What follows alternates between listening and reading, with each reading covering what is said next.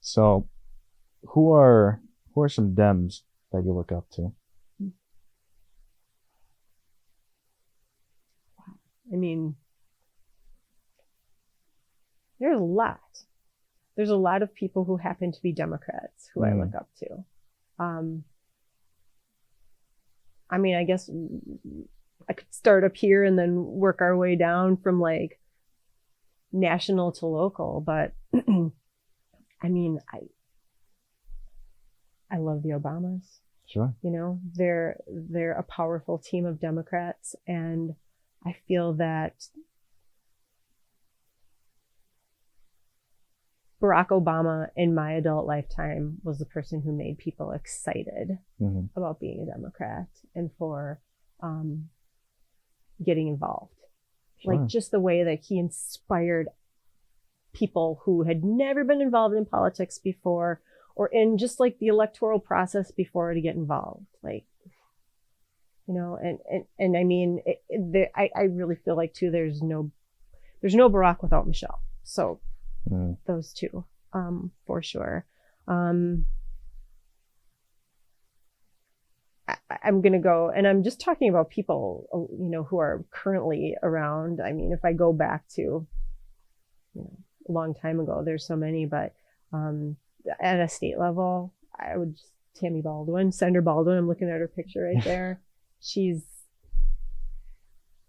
somebody who has, you know, as a U.S. senator, has maintained her accessibility to voters, to people who can't vote. Like she takes time to talk to kids.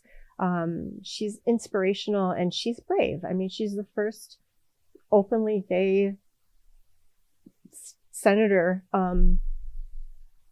and she's awesome. And she fights really hard. She's thoughtful. She's quiet. And she is deliberate, and I admire her completely, and I feel very grateful that I know her.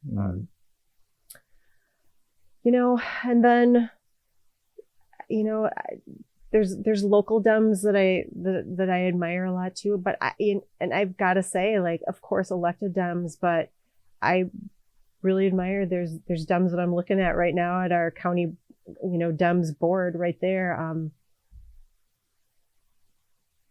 Yeah, I just feel like if I have to pick the two that stand out, it's like, you know, the Obamas and Tammy Baldwin. Nice. Have you met Tammy? Yeah. Yeah? Had a beer with her. She's great. Oh, yeah.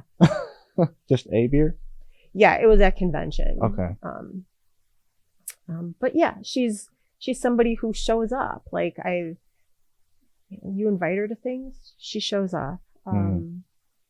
She advocates for other candidates. She listens to people. She elevates personal stories, which is the most powerful way to win hearts and minds. And she submitted an awesome recipe in our Kenosha County Democratic Party recipe book as well. Jack of all trades, right? Huh? Yeah. Okay.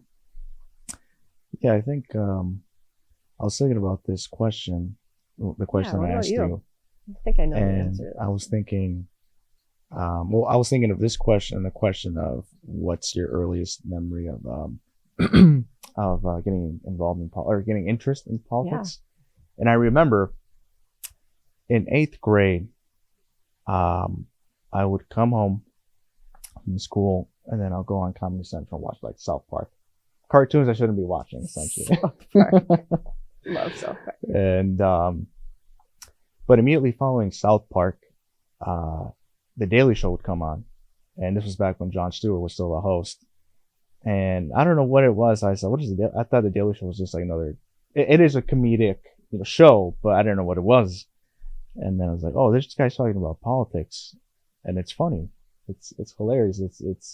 He made it interesting, but also."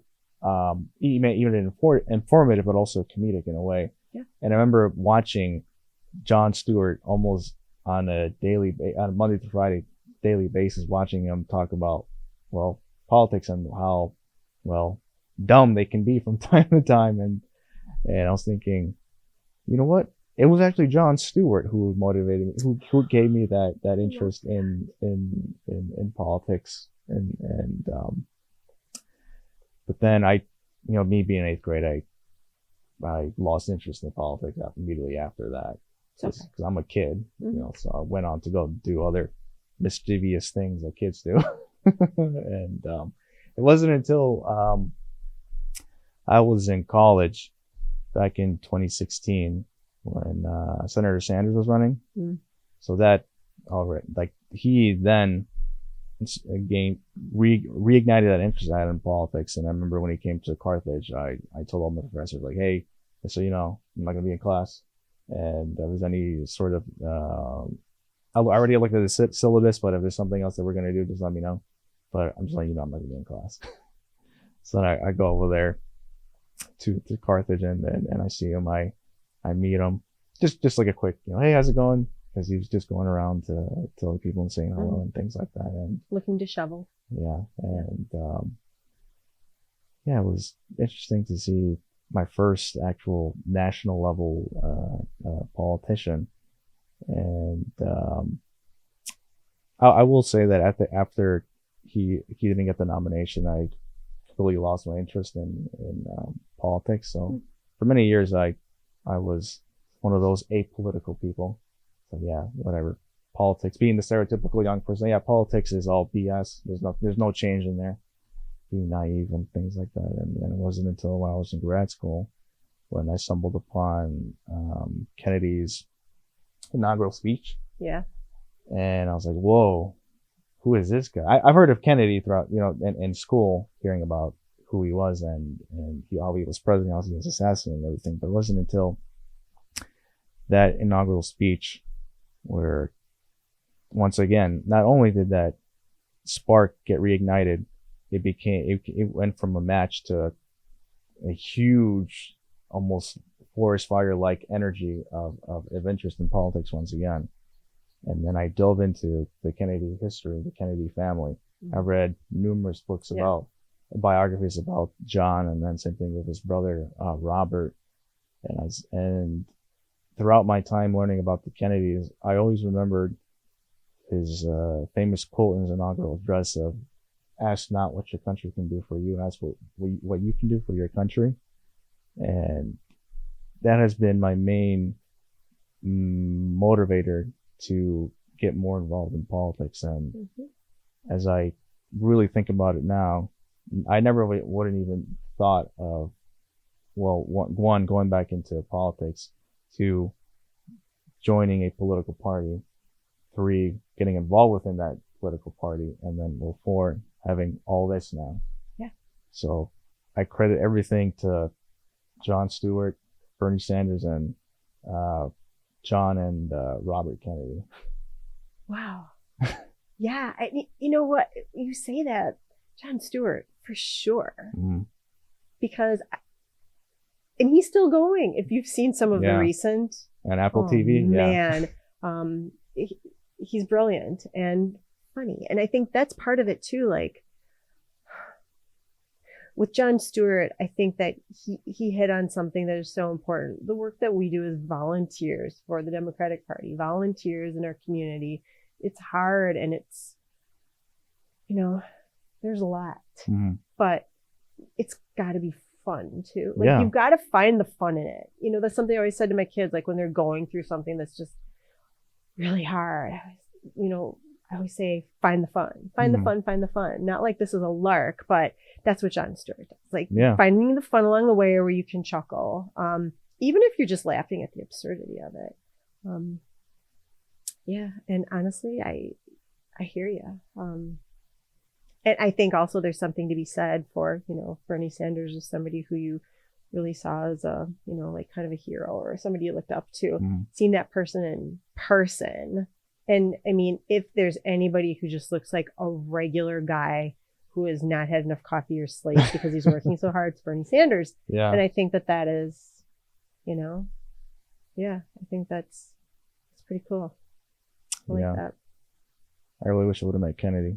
That's definitely a guy I would have went heaven and hell to fight for. I think a lot of people felt that way. Well, you're interviewing me, but what do you think people were very fired up then. What do you think? Do you see that happening again, where people are that? Oh yeah, definitely. I mean, I think there will be other great presidents, but there definitely won't be another Kennedy. What he had was this swagger, this charisma that was just so contagious to many people, not just during his time, but even today. I mean, look at me. I'm still fascinated by how this. I mean, it also helps that he had a rich father. I mean, money helps a lot too, but still, character can take you even further. And I don't know. I still have hope that there's going to be another Kennedy-like president. And will there be anytime soon? Maybe. I don't know. Perhaps. But no, I just overall in general, I still think there's another candidate out there that can have that same energy and devotion like Kennedy. Yeah. And I think too, what's changed since then is I feel like people are realizing that you don't have to wait for a Kennedy to accomplish the things that you want to see happening in your community. There's such a new, just surge of people running for school board and, common council and their county boards. And I think that the whole idea of politics being local and government being local and affecting every aspect of your life and, making a seat for yourself at the table so that you can be a part of it I think that's a good change from the Kennedy years. I feel that there's people aren't waiting to be saved. Yeah. And that's exciting to me because that means there's more people working for causes and just like having those discussions about,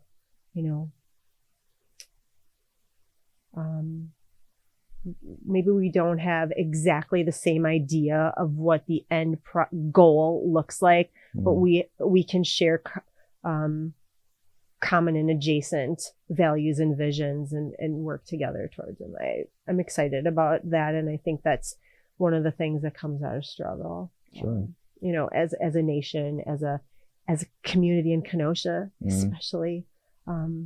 And I'm excited about that. So that's what I was thinking when you were talking about Kennedy, that yes, that people just look to him and Bobby for the answers. Yeah, Bob was really underrated.